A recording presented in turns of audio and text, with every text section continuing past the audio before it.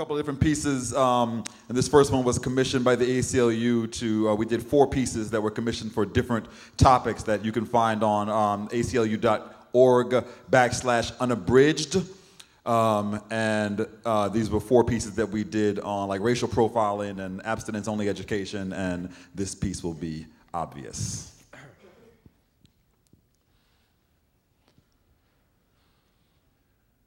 I stand before this board today, instructed by my attorney to make a plea for my parole. But this prison is not new to me. I've been here before, when they tried to silence the voice of Dr. King. Tried to wire shut the jaws of Mandela. They came for Geronimo. For Angela. It was me they were seeking. But you will never quite keep me, so let me be clear. Don't bother checking DNA. I was there. At the scene, weapon in my mouth. I did it, and I have no remorse. I will do it again and again. No police line will impede me. No restraining order will keep me far enough away for you to ignore my rally cry. This is my designated area for protest, the United States of America. Every city block is soapbox. Every parking lot or sidewalk where liberty is being brainwashed into believing itself un-American. I will be there. Here. Weathered. Yes. Battered? Yes. Paper skin with 3rd-degree burns from the pages of banned books. Flesh marbled from the impact of rubber bullets. Spine twisted from the clench of officers who encourage me, come along. Comply. But look at me, unshaken. How beautiful am I? These bars cannot hold me. Like the quilted encryptions of Negro spirituals, I am passed on. Reborn. With every dissenter. Troublemaker. Organizer. Protester. With each American whose tongue you try to cut me from, 3 more will spring up to ensure my work is done. Young freedom fighters with book bags and braces will find my tongue buried in the Bill of Rights, put it in their mouth, speak.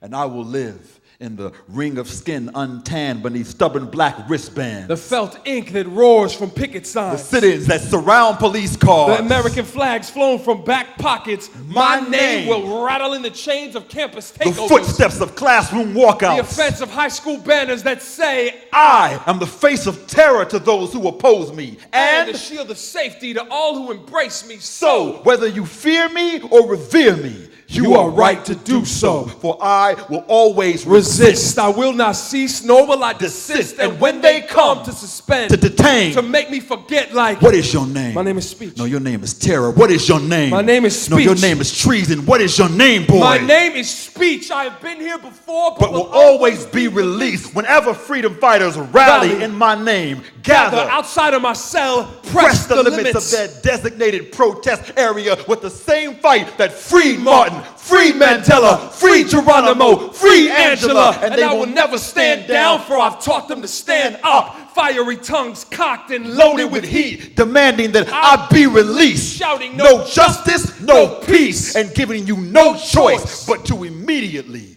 free speech. All right. Thank you. And we move rapidly along from the Bush era straight into the Obama era. Right. And what brings us to LAIP, and what is more Obama than love? That's right. Right? Love? Got a little love that has us here today to change the world. The revolution starts with love. Obama. I don't know what you said, but starts with love, and it's love that brings us together. Love that keeps something like this going. So we're gonna give you a little bit. It would be remiss if we didn't do some love poetry. Yeah, you gotta do some love poetry. So, and this is available on Sekou's CD. Yes. As well as my CD, which is all love poems. So you can get those on our website. So here we go. The second we met, we went 6 years into the future to make you my best friend. 10 years into the future to make you my wife. 16 years into the future to the house we haven't even bought yet. And the thing about you know what? Hold on. Smile for me. Just once. You give me one smile. And I will build us a home in it so that no matter where misery takes us during the day, we will always come back to happiness. This is what love looks like. This she. Her. This it. Like sustenance with skin, her. It's unexplainable. The muscle and bone and flesh that granted shape to my dreams. Always present Love. Right. Surrounds us like red paint on fences. Yeah, and if we were ever able to get underneath the paint, how would love look then? Well, smile for me. And I will build us a home in it. And it will have roses that we will plant together because forever takes growth. And our lawn will have sprinklers. Oh, right? good choice. Because every happy family I know has got at least that one photo of the naked baby in the sprinklers. And forever takes discovery. And forever takes joy. Oh, and there will be fruit trees. Oh, she's going to like fruit trees. Yeah, right. Yeah. Right, because forever takes nourishment. Right? And under one tree, the plum. The plum.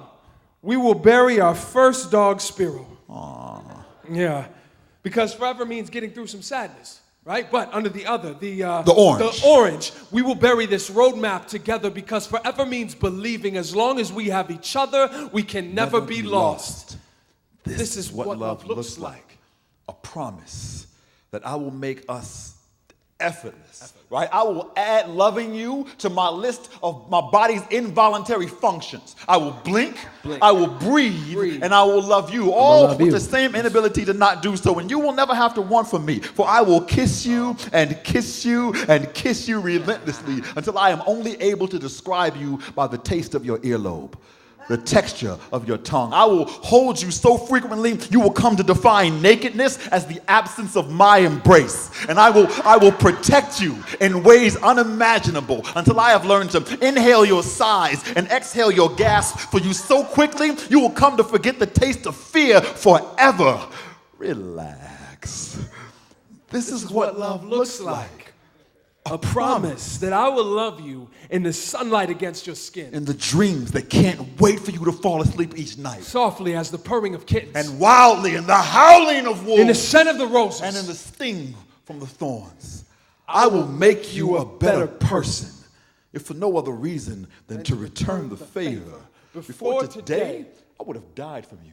From this day forth, I vow to live for you. I will trade my laughs for your cries. I will give you half my prize. I will let you trash my pride. I will let you crash my ride.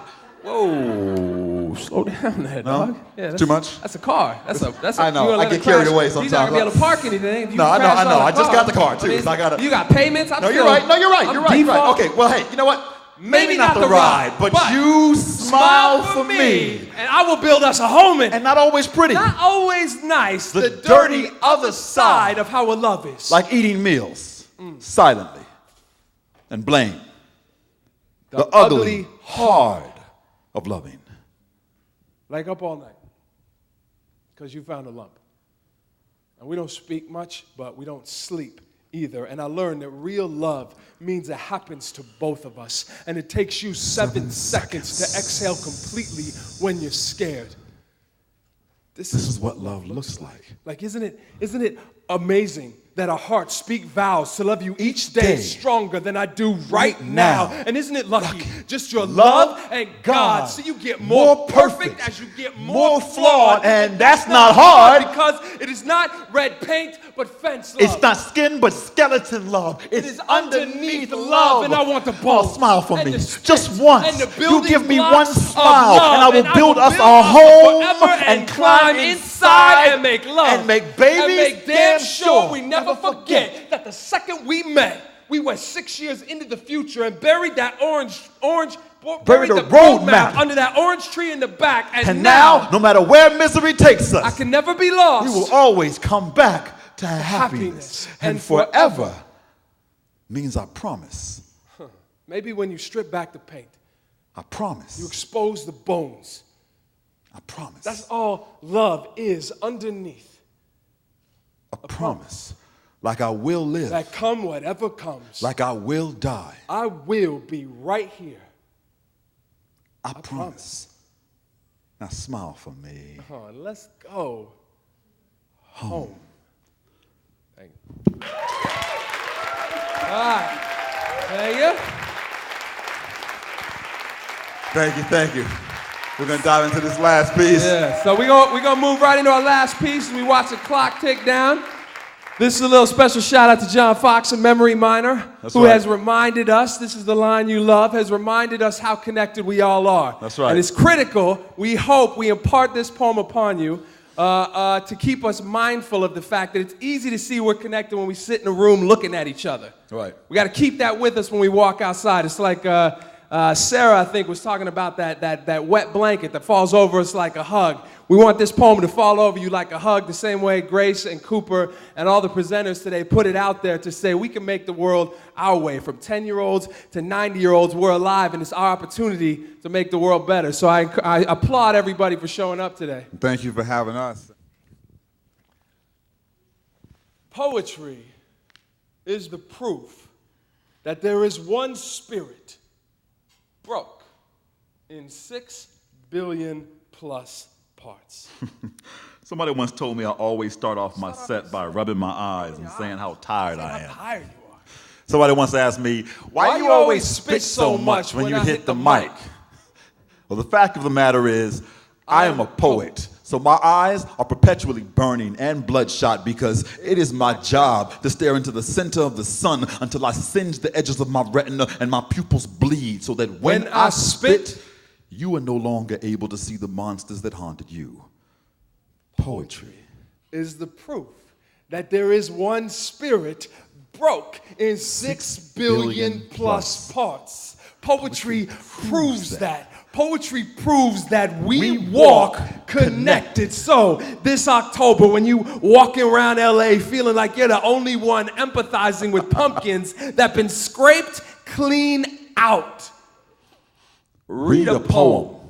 And once you get done proper by Pablo, Langston, Cummings, Williams, Walton, Lorca. Read a poem. Once you get done proper by Sonia, Sandra, Maya, Mary, Nikki, Gwendolyn, Carol, and Joy. Read a poem. And once you get knocked clean sideways by some cat you never heard, speaking tongues you can't relate to, translated word by word by word, then you'll know that poetry lies deeper than the enamel on your teeth. Nah, come on, it's deeper than that, dude. It's not simply the root. It's deeper than the nerve. It's deeper than that. It's deeper than that. Devouring with hunger, like life was a midnight snack, and the bite mark on your vocal cords from when life bites back. And once you taste that, then you'll know that poetry is the hearkening back to ancient, the blending back of a billion parts. It is the sharing of our cultures. It is the swelling of our hearts. It is the secret that you can't tell me. Spoke from someone else's tongue. It is the harmony you've added to that song we all have sung. After all, it's that we're family, no matter what you may have heard, and you will know it when some poet drops your jaw to spit their words. So do not ask me why I spit so much when I hit the mic. I spit because I don't know how not to. I spit because I suck at ball and never excelled in math. No. This is what the hell I do. And I'm trying to rescue lives up here. You know, just yesterday I was shot 41 times, filled with 41 bloody holes. And all I was doing, officer, was reaching for a poem that would reach your soul. This job ain't easy, but don't get it twisted. I do it for the money. Yeah, we do have CDs. Oh yeah, no, I'm trying to get paid off this here. And why not? Poets gotta pay rent, so there will be no discounts off my CDs tonight. I'm collecting every cent. But don't get it twisted. I don't do it for the money. I'm trying to get saved off this here. So on any given Wednesday, I will spit to stadiums of no less than 2,004, no less than 2,000. And then on any given Thursday, find some community coffee shop with a seating capacity of 20 and spit the exact same set for free. This is for the love of the word, meaning I ain't going platinum no time soon. I done blown up and withered away, and blown up and withered away, and blown up and withered away so many times in this industry that my words have stretch marks, yet I continue to spit. Because the baddest poets I know, they're broke up into two groups. Which ones? The barely born. What else? And the long since gone, and that means that ghosts got my nerves wrapped up like myelin do and hum in my bones like marrow. Because Pablo Neruda said, if poverty drives away your golden shoes, let it not drive away your laughter, which is my life's bread. And I felt that. Right? My Angela, she said, as if speaking to me through my girlfriend's eyes, your voice, at times a fist, tight in your throat, jabs ceaselessly at phantoms in the room. And I felt that.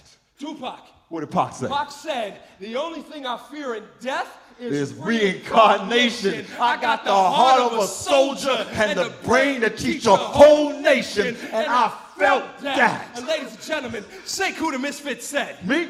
Whether I'm at the LA Idea Project, on HBO, or on 3rd Street Promenade, I spit for the ones that hunger for it like it's Ramadan. Because God's instructions were, before you die, you give me one masterpiece. Do not make me regret you. That is all that I ask of thee. I spit because sometimes at night the words they chase after me. I spit because a poet staying silent is blasphemy, and me cursed to never know which one of y'all God sent me to touch so I could know when I'm finally done. I spit one for every one on every mic on every night until everybody leaves wet. I can't afford to miss nobody, so if you ain't get hit yet, move closer.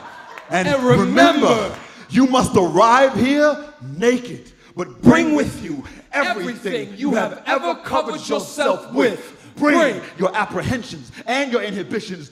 Bring your security blankets and your monsters. Bring your pride and your predators. Bring your prayers and your prey.